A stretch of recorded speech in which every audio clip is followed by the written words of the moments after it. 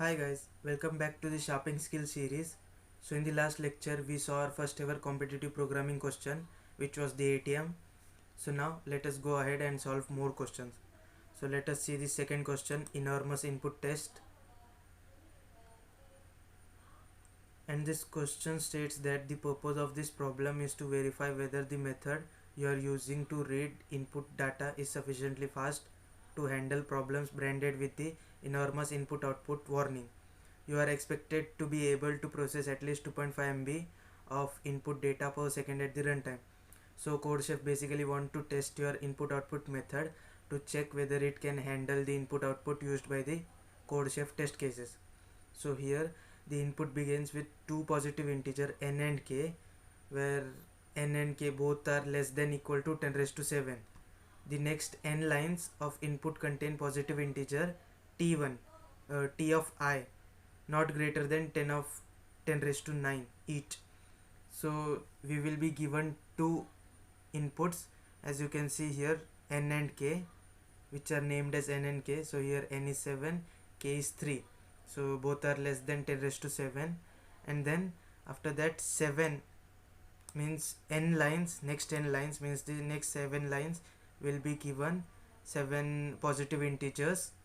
Each number should be less than 10 raised to 9.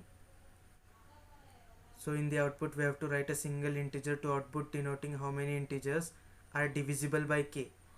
So we have to check the divisibility of each number, and if it is divisible by k, we have to increment our answer. So let us solve this question.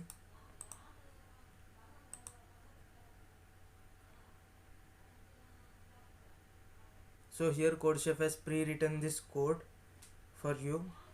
So I think so this is a beginner level question, and it intends to show how should you input and output the data in the CodeChef. So they used the input instead of raw input.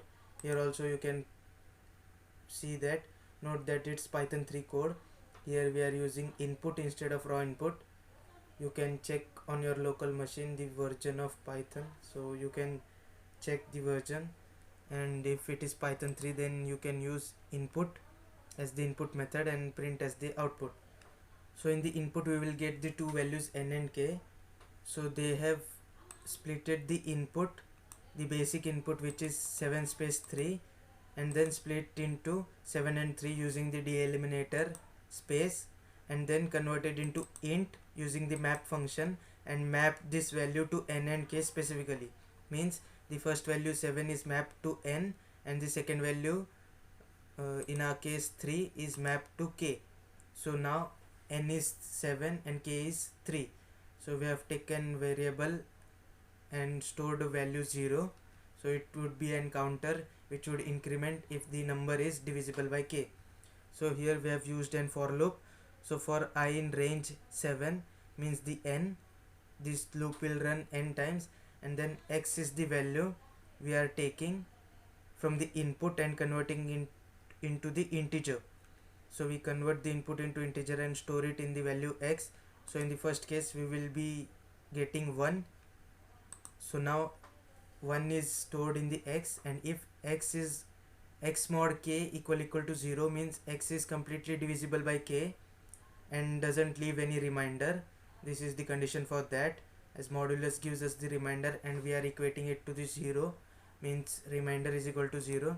Then answer plus 1 means increment the answer by counter 1, and then print the answer at the last after completing all the loops. So for the first value 1 is divisible by k, here k is 3, so 1 mod 3 gives us 1, so here answer will not be incremented. In the second case it is 51, so divided by 3 is 3 ones are 3, 4, 5, 21, 7, so 17. So 51 mod 3 doesn't give us remainder because 51 is completely divisible by 3, so answer will increment by 1. In this case also, this each digit is multiple of 3, so it will also be divisible.